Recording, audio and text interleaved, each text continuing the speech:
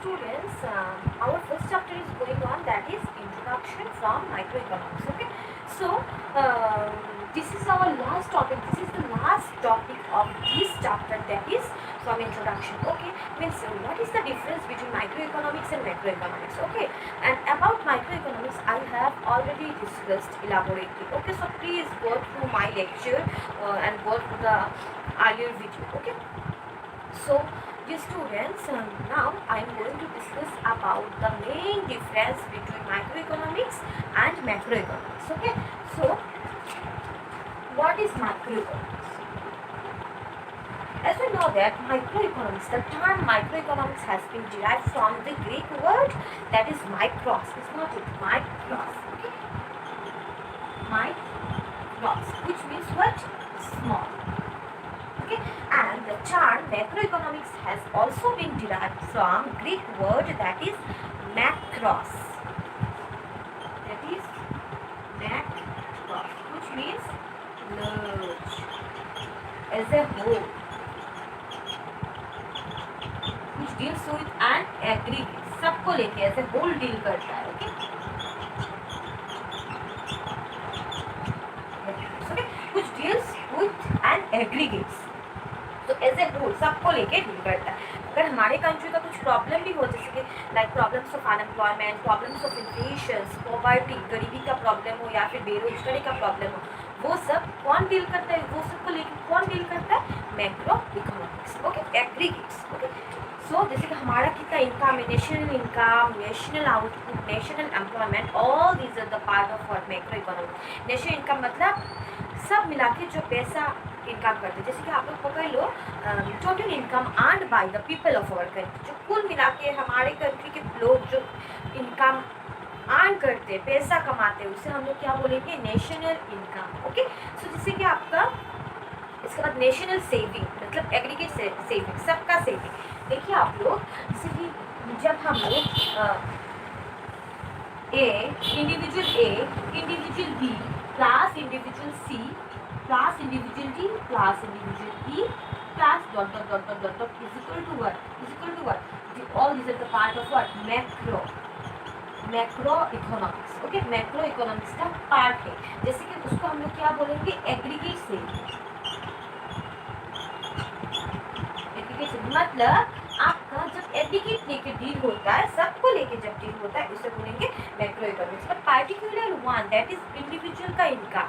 कि पार्टिकुलर एक का इनकम, पार्टिकुलर एक का कंजम्पशन, जैसे कि individual income, only income of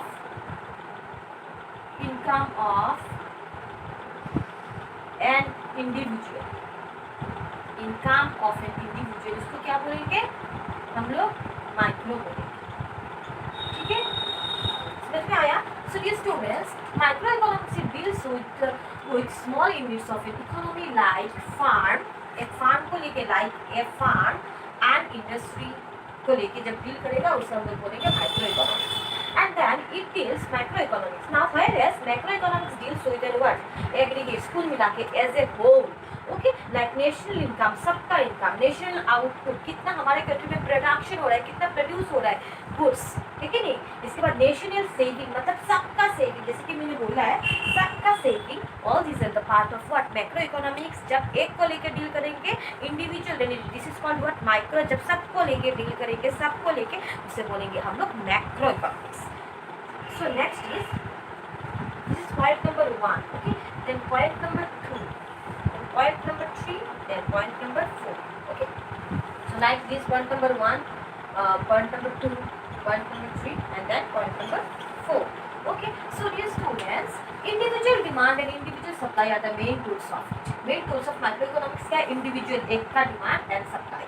उसमें क्या आ जाएगा? एग्रीगेट, कुल मिला के जो होता है, कुल मिला के, सबको मिला के. So aggregate demand and aggregate supply are the main tools of what? Macro economics. Aggregate मतलब as a whole, in totality. जब टोटलिटी में जब हम लोग देखेंगे, उसे बोलेंगे macro economics.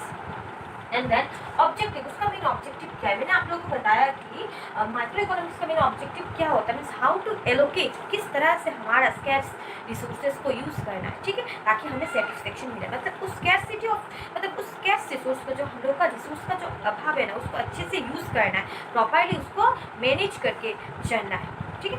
So means how to allocate our scarce resources properly. This point I have already discussed in my I think in my second class of this chapter, second lecture में मैंने discuss किया था, मतलब micro economics के part में. Please अगर कुछ problem है तो वो वीडियो देखना आप लोग. हाउ टू, उसको किस तरह से रिसोर्सेज को किस तरह से यूज़ करना है ताकि आपको सेटिस्फेक्शन मिले, प्रॉपरली उसको यूज़ करना है. अगर आपका इनकम लिमिटेड है तो उसको किस तरह से आपको यूज़ करना है, उसको किस तरह से आपको मैनेज करना है. ठीक है. Means how to allocate our scarce resources efficiently and then how to distribute among different sections of the society. मतलब किस तरह से उसको डिस्ट्रीब्यूट करना है. ठीक है.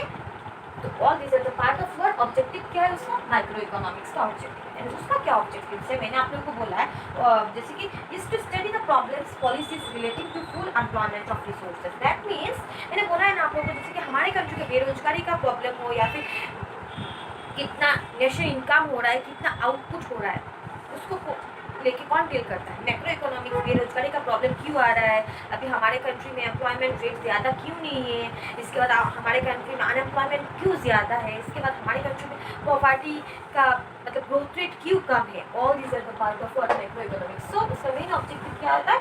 डिफरेंट का इकोनॉमिक प्रॉब्लम को लेके, डिफरेंट इकोनॉमिक प्रॉब्लम को लेके कौन डील करता है? Macro economics. And try to solve this problem. जैसे कि आपका डिफरेंट पॉलिसीज को एडॉप्ट करेगा. जैसे कि आपका पकड़ लो, अनएम्प्लॉयमेंट का प्रॉब्लम को हटाने के लिए गवर्नमेंट कुछ स्टेप्स लेगा.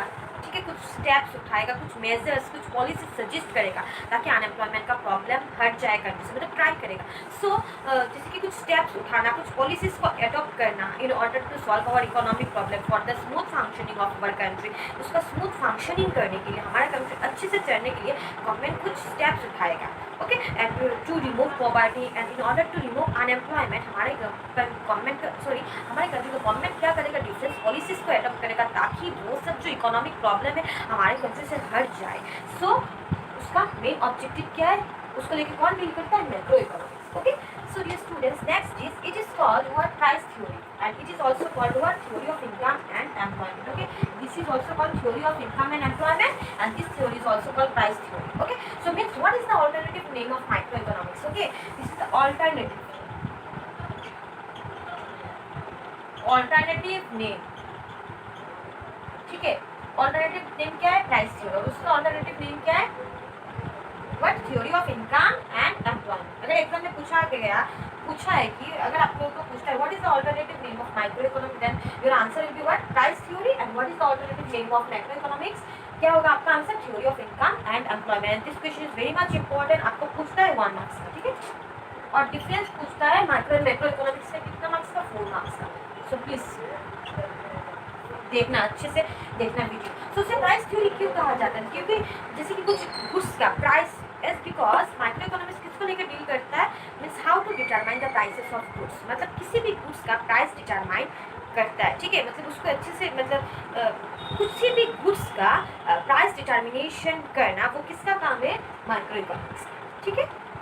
मतलब कोई भी गुड्स का कितना क्या होना चाहिए, प्राइस कितना होना चाहिए, आपका बोलो राइस बोलो, शुगर बोलो या फिर कुछ भी गुड्स बोलो, उसका प्राइस डिटर्मिनेशन का काम कौन करता है? Micro economics. So this micro economics is called price theory. Okay. And why it is called theory of income and employment? As I have said that macroeconomics deals with what national income and about मतलब हमारे country में employment rate कितना है या फिर आपका unemployment का problem कितना है, हमारे कंट्री क्यों फुल एम्प्लॉयमेंट पे है, हमारे कंट्री में मतलब कब मतलब उसका कारण क्या है अनएम्प्लॉयमेंट रेट, मतलब ज़्यादा अनएम्प्लॉयमेंट का, मतलब एम्प्लॉयमेंट को लेके वो डील करता है, इनकम को लेके वो डील करता है. So this theory is called what? Macro economics my dear students. मतलब and also try to solve the problem of unemployment.